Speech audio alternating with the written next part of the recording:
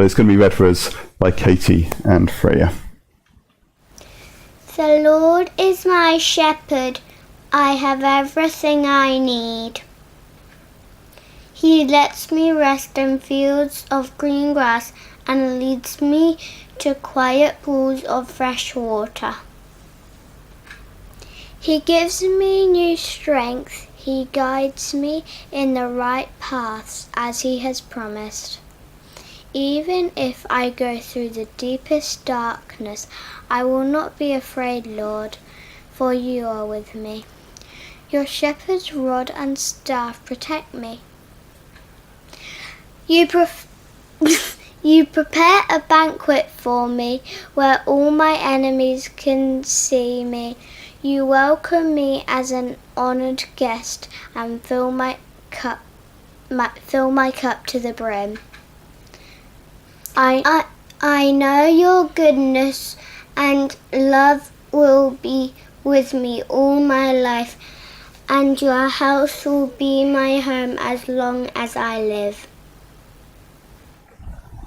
Awesome, good job. Thank you very much, girls. A few days ago, we had reason to look back at some of the services that we were doing when we moved online at the end of March, and we found ourselves reminiscing and thinking back to those first few weeks of lockdown. It was a time of great uncertainty, of course, and not a small amount of fear as we waited to see what the impact of this virus would be. But there was also the feeling, I don't know if you remember, at the time it felt like this lockdown and everything that was going on was going to be a fairly short-lived thing. It probably wouldn't last long, though.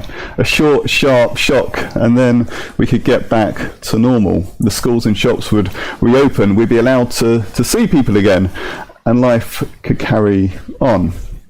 And of course, some of those things have happened, but we can hardly say that life is back to normal, can we?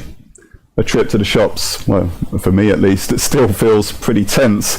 I hate having to wear a mask and not being able to see people's faces and read their expressions. The schools are going back, but there's still an uneasy feeling about that. We can see people, but not perhaps in the way that we'd like. And the novelty of online church has well and truly worn off for most of us, but we still can't gather together in the way that we would like. And even though the virus has not, praise God, hit our community as hard as it has in other places, we're beginning to be awakened, it seems, to the longer term effects, the long shadow of its influence as it reaches out and touches every area of life. Economic recession, job insecurity, the fast with exams in universities that we've seen even this week, holidays, travel plans, weddings and other life events. There seems to be so little which is certain, which is sure at the moment. And on top of all that, of course, there's all the other things which aren't directly linked to the virus but are impacted by it in some way. Just in the last couple of weeks, we've been asked as a church to pray several times for people with serious medical conditions who've needed treatment in some way, but for whom the treatment has been hampered or their experience has been reduced because of the virus. Life and its challenges haven't stopped just because we've been in lockdown. And we've seen God already answer some of those prayers. Again, praise him. But there's still so much more going on in people's lives at the moment. Is it any wonder that we're hearing a lot of people saying that they're finding this stage of the process, this stage of lockdown, more exhausting even than those first few weeks? That rather than enjoying things opening up again, things feel more stressful, more anxious than ever. One of the themes, the messages that runs through the entire Bible is the invitation to come and depend and rely on God. We talked about that a lot at the start of lockdown, but we felt it was right to come back to it today. The short thrift given to people who try and do things in their own way, in their own strength, to battle through life on their own. Instead, God says repeatedly, no, come cry out to me, and I will hear you, and I will help you.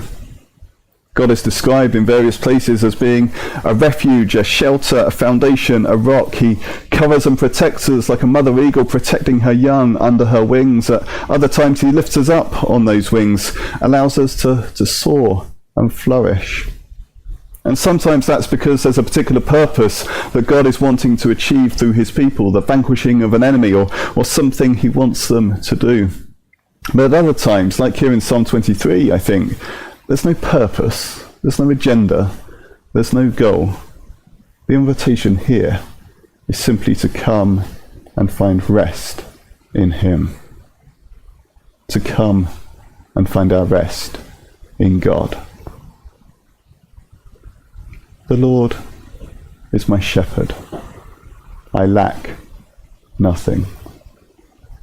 In a world obsessed with having more, when we're told constantly that we need to be succeeding, need to be striving for bigger and better, when we feel guilty about not being able to provide more for our children and for our families, when we so easily convince ourselves that if we could just get that one extra thing, that one step up the pay scale, that little bit more in the bank, that new kitchen that we've been dreaming of, the new toy, whether a child's toy or something more grown up, new car or whatever it might be, if we could just get that little bit more, then we will be contented. It's good to be released from that. The Lord is my shepherd. I have everything that I need.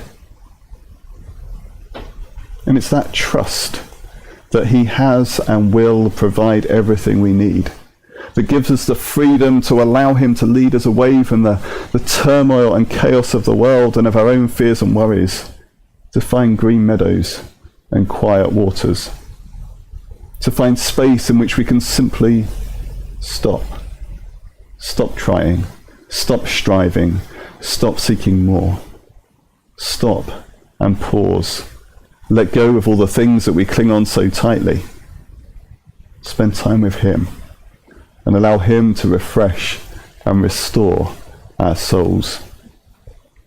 We often talk, don't we, about making space to spend time with God in the day, about learning to fix our eyes on him before the demands of the day take over and crowd out any capacity we might have had. And we're aware that doing this is easier for some of us than others. Some of us have plenty of space in the day in which we can seek God and hear from him and receive this refreshing restoration. Others of us don't even get to go to the toilet in peace without a small voice nagging us for something and demanding our attention. But whether you've got time to spare or can only grab a couple of minutes here and there, know that you have a God, the Good Shepherd, who longs for you to come to him and allow him to lead you down the right paths to a place of rest and restoration. And as verse 4 makes clear, this doesn't mean that we will never find ourselves in difficult and dangerous places. We will at times find ourselves walking through the darkest valley, the valley of the shadow of death, as some of the older translations put it. Some of us are in that place even now.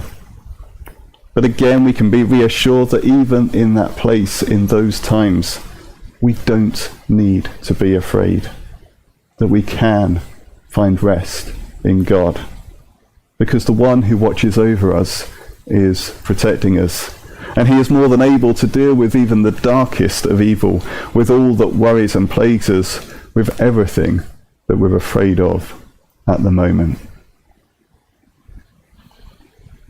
Of course, we could talk about this psalm for hours and hours and hours. We could spend an awful long time going to a lot of detail, plundering it, delving for its riches, and there's a huge amount here.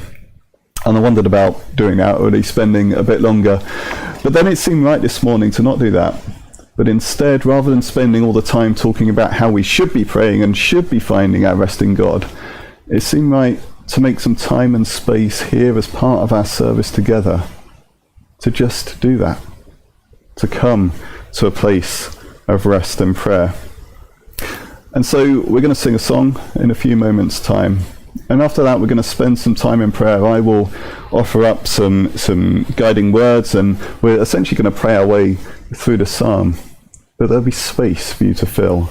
Maybe telling God what's on your mind, sharing with him some of the burdens you're carrying or things you're afraid about at the moment, or maybe simply being with him, allowing his mercy and grace to flood you and fill you and restore and refresh you.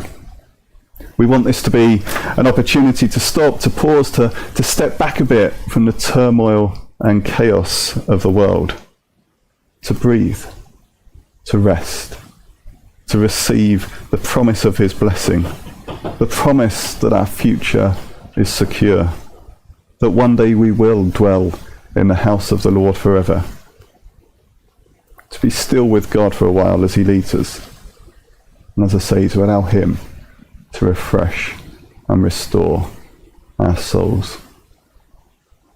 We're going to hear a new song now.